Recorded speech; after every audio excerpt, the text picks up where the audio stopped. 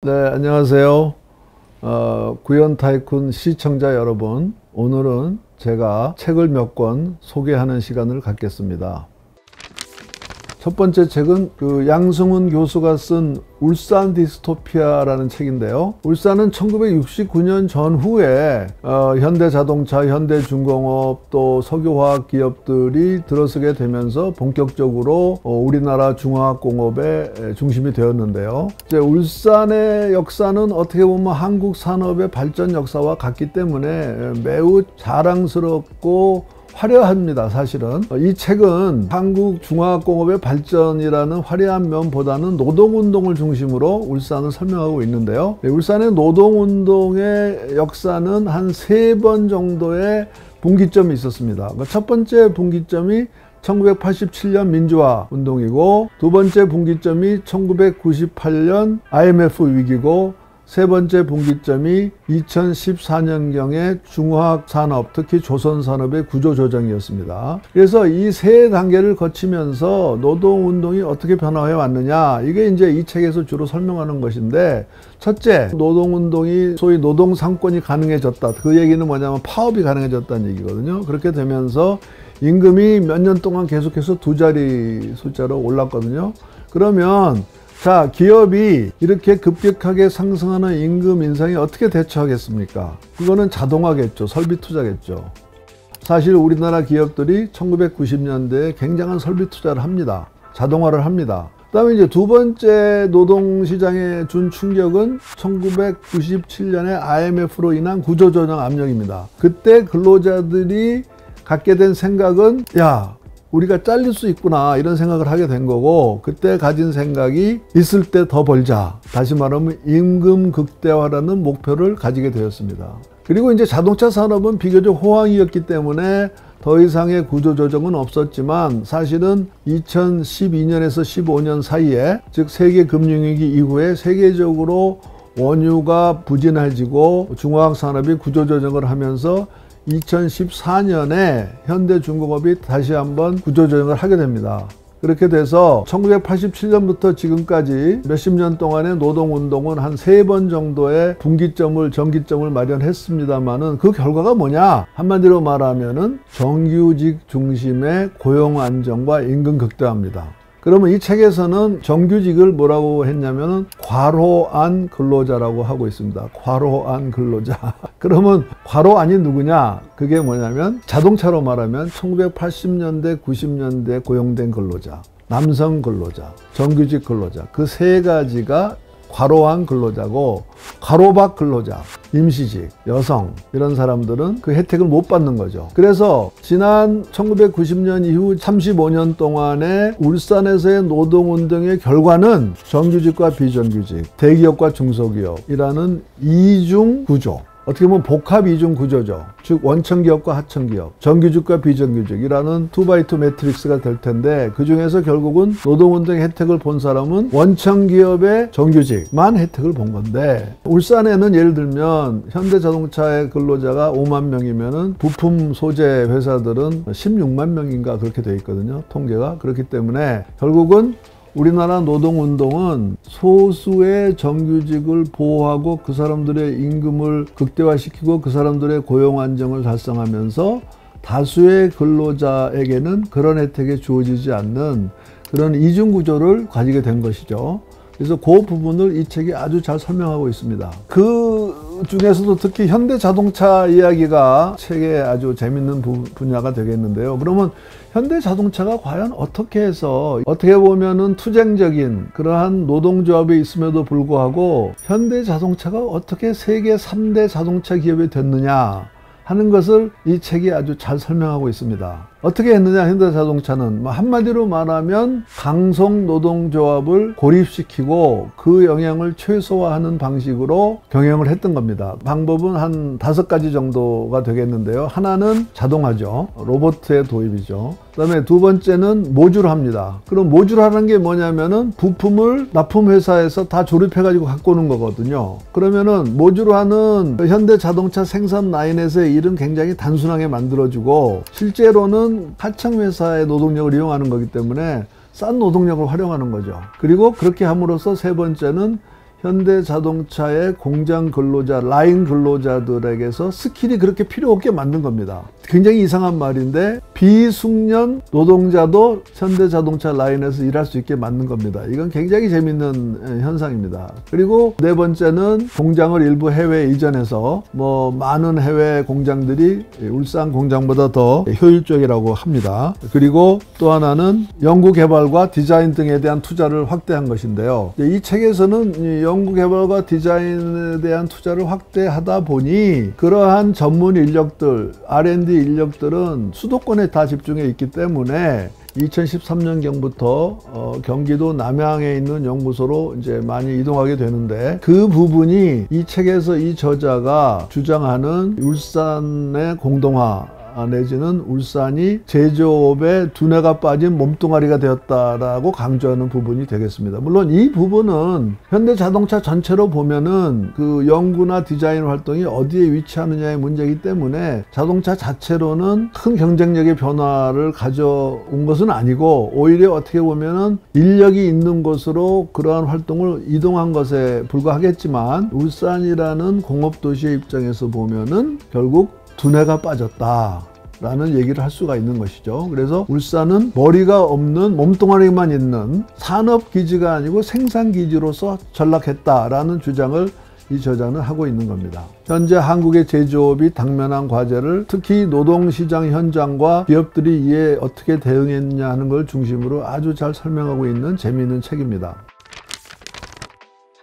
에이미 에드먼슨이라는 하버드대 여성 교수가 쓴 두려움 없는 조직이라는 책인데요. 부제가 심리적 안정감은 어떻게 조직의 학습, 혁신, 성장을 일으키는가 라는 책인데, 이 책은 국내에서 2019년에 나왔으니까 이제 한 5년 정도 되었는데 아주 베스트셀러인 책이고요. 이 책이 비교적 한 200페이지로 짧고 또 읽기도 쉽고 그렇지만 굉장히 메시지는 강력한 아주 좋은 책입니다. 여러분들 우리나라에서도 가만히 있으면 중간은 간다 이런 말이 있듯이, 미국에서도 침묵을 지켜서 해고된 사람은 없다라는 말이 있다고 해요.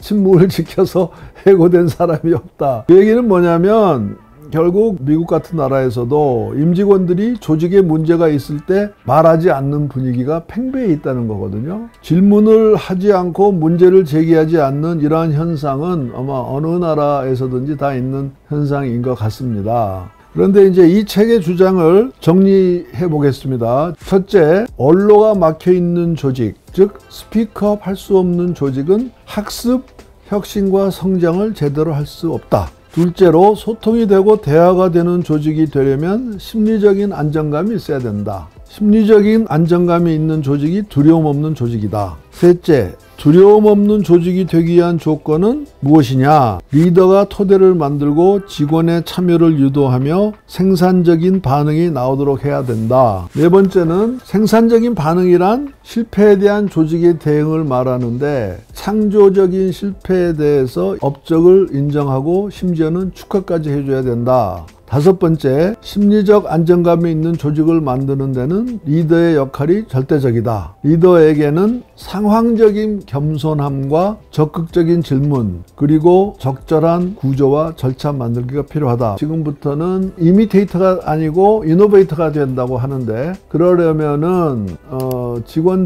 임직원들이 좀 생각을 하고 질문을 하고 말을 하고 대화를 하고 토론을 하는 이제 그런 문화가 돼야 되는 것이지, 그냥 단순히 앉아서 일만 꾸역꾸역 한다고 되는 이제 그런 상황이 아닌 것이죠. 그런 점에서 이 책은 물론 미국에서도 베스트셀러이지만 현재 우리 상황에 아주 좋은 책이라고 생각이 됩니다. 그림을 좀 보시면서 설명을 드리겠는데요. 첫 번째 그림은 심리적인 안정감을 추구하는 세 가지 실천 방안에 대해서 얘기하고 있습니다. 하나가 이제 토대 만들기고요. 그것은 이제 구성원 간의 조직의 기대치와 의미를 공유하는 걸 말하는 것이고, 두 번째가 참여 유도하기인데, 참여 유도하기는 이제 모르는 부분을 솔직하게 인정하고 이제 좋은 질문을 하고 경청을 하는 그런 문화를 만드는 것이고, 생산적으로 반응하기는 구성원의 목소리에 귀를 기울이고 문제 제기를 인정하고 감사를 표시하는 그러한 것을 말하고 있습니다. 이 책에서 좋은 사례가 많이 나오는데 특히 두 건의 항공 사건에 대한 설명이 있는데요. 1997년에 보잉 747 두 대가 스페인에서 충돌했을 때는 탑승자 전원이 사망했다고 합니다. 583명이나요. 2009년에 승객 155명을 태우고 뉴욕 공항에서 이륙한 비행기가 세 대가 엔진에 들어와가지고 새가 불시 착륙을 했습니다. 그래가지고 허슨강에 내렸거든요. 근데 그때 모두 살았습니다. 승무원을 포함해서 155명이 모두 살았는데 이때 이 차이가 그러니까 스페인 공항에서 충돌 사건에서는 모두 죽었고 2009년에 허슨강에서는 살았던 이유가 결국 두 조종사 간의 대화에서 차이가 있다고 이 책에서 그렇게 설명하고 있어요. 좀 극단적인 이제 설명이 되겠지만요. 그래서 결국은 조직 내에서의 원활한 대화가 얼마나 중요한가 하는 것을 강조하고 있습니다. 이 책에서 특히 재미있는 그 개념이 그 창조적 실패라는 개념인데 실패에도 창조적인 실패가 있고 비창조적인 실패가 있나요? 뭐 우리는 어렸을 때부터 실패 안 하려고 엄청 노력을 많이 하고 살았죠. 그죠?